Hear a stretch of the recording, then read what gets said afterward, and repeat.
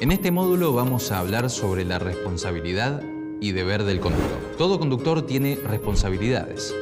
La responsabilidad jurídica se presenta cuando una persona incumple un deber de conducta que ha sido señalada previamente por una norma jurídica. Cuando un conductor transgrede una norma de tránsito, debe responder por las consecuencias que ello genera. De ese modo surgirán responsabilidades penales, civiles y contravencionales. Responsabilidad civil. De naturaleza extracontractual, se advierte que el plazo para reclamar por parte de quien ha sufrido un daño proveniente de un accidente vehicular es de 2 años desde la fecha en que se produce el mismo. El conductor de vehículos está sujeto a una serie de deberes cuyas violaciones implican incumplimientos y transgresiones a la normativa vigente. Como ejemplos, se pueden mencionar los siguientes casos. Conservar el dominio efectivo del vehículo. Conservar apropiadamente el vehículo. Someterse a las reglas de tránsito. El incumplimiento de algunos de estos deberes generará responsabilidad por el accidente que se produzca. Será obligación del conductor y/o asegurador reparar el daño que se haya causado. En el supuesto caso de un accidente ocasionado por menores de 21 años, la responsabilidad administrativa y/o civil es transferible a los padres y/o su tutor. En el caso de la responsabilidad penal, es personal e intransferible. Responsabilidad penal. Este tipo de responsabilidad aparece cuando se comete un delito de los enumerados en el Código Penal. Los delitos más comunes relacionados con la conducción son lesiones leves, lesiones graves, lesiones gravísimas, abandono de personas, homicidios dolosos, homicidios culposos y/o con dolo eventual. Responsabilidad contravencional. Ante ellas, actúa la justicia de faltas de cada jurisdicción. Resultan responsables los mayores de 14 años de edad. Obligaciones ante un siniestro. Detenerse inmediatamente. Suministrar los datos de su licencia y del seguro obligatorio. Hay un plazo de 72 horas para denunciar el siniestro en las aseguradoras de los vehículos siniestrados. Caso contrario, se corre el riesgo de quedar sin cobertura. En caso que haya heridos, se debe dar intervención a la policía para que inicie la causa. Se recuerda que ante lesiones leves, dependerá del damnificado instar la acción penal. Reglas de velocidades. De los 3 elementos que necesariamente componen la circulación, las vías, el vehículo y el conductor, este último es el que más se ve involucrado en las causas que dan origen a los siniestros de tránsito. Velocidades y siniestros viales. La alta velocidad, en combinación con un déficit del estado psicofísico del conductor, es una de las más importantes causas de los siniestros viales. El conductor, para no entorpecer el tránsito ni ser un riesgo para sí ni para terceros, debe guiar su vehículo a una velocidad tal que le permita mantener el dominio sobre el mismo, teniendo en cuenta el estado en el que se encuentra el vehículo, la carga que transporta, el grado de visibilidad, las condiciones de la calzada, las condiciones atmosféricas, la necesidad del tránsito, su estado psicofísico. Esta velocidad es la que se conoce como velocidad precautoria, concepto no muy conocido entre los conductores. La velocidad es el principal factor que determina la pérdida del dominio del vehículo y una de las más importantes causas en siniestros viales. Aplicar una velocidad superior o inferior a la establecida es desarrollar una velocidad peligrosa, ya que esta aumenta el riesgo de siniestros. La velocidad debe ajustarse a los topes permitidos, considerándose excesiva la que no permite detener el vehículo en tiempo oportuno. Siniestros. Se denomina siniestro de tránsito a todo hecho que produzca daño en personas o cosas como consecuencia de la circulación.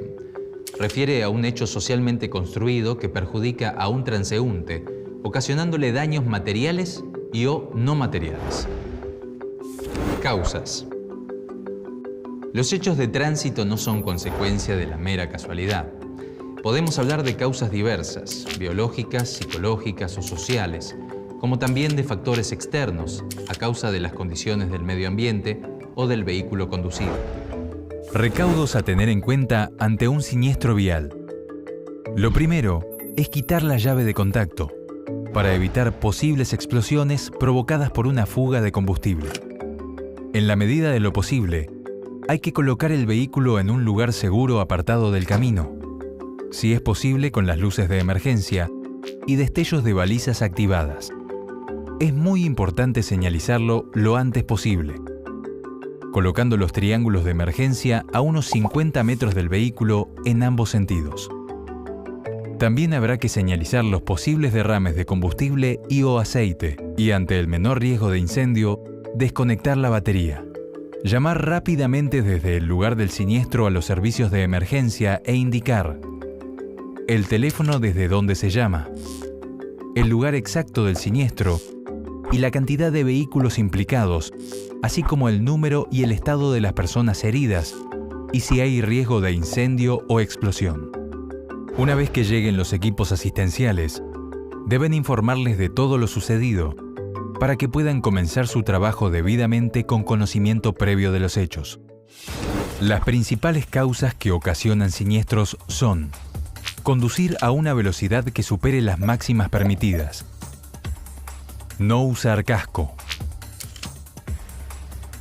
conducir bajo los efectos del alcohol, de estupefacientes o de alguna sustancia que disminuya las condiciones psicofísicas normales, la somnolencia,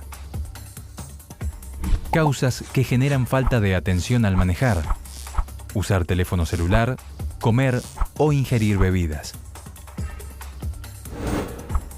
Primeros auxilios. Ante un siniestro, puede ser necesaria la aplicación de primeros auxilios. El objetivo es reducir los efectos del daño y dar estabilidad al accidentado. Resguardar la víctima de cualquier peligro, tratando siempre de no movilizar al herido grave, primordialmente la columna y el cuello. En caso extremadamente necesario, para protegerlo y evitar el agravamiento de cualquier herida, se puede improvisar una camilla de algún material firme que garantice no perjudicar aún más la situación de la víctima. Es imprescindible examinar al accidentado para conocer su estado, saber si está consciente, revisar su pulso y respiración, si está sangrando o presenta fracturas. Así se procederá a aplicar las medidas auxiliares correspondientes. Si se trata de una persona en moto, solo puede quitarse el casco en caso de que se dificulte su respiración, para lo cual se debe tener sumo cuidado, sujetándole el cuello y el tórax de manera que no se flexionen. En caso que una persona esté en estado de shock, posiblemente se observará que su presión sanguínea ha cambiado. Se pondrá pálida y sudorosa y se sentirá confusa. Para evitar que su situación empeore, se debe tranquilizar a la persona, aflojar cualquier ropa ajustada, acostarla de espaldas con las piernas levantadas y mantenerla abrigada.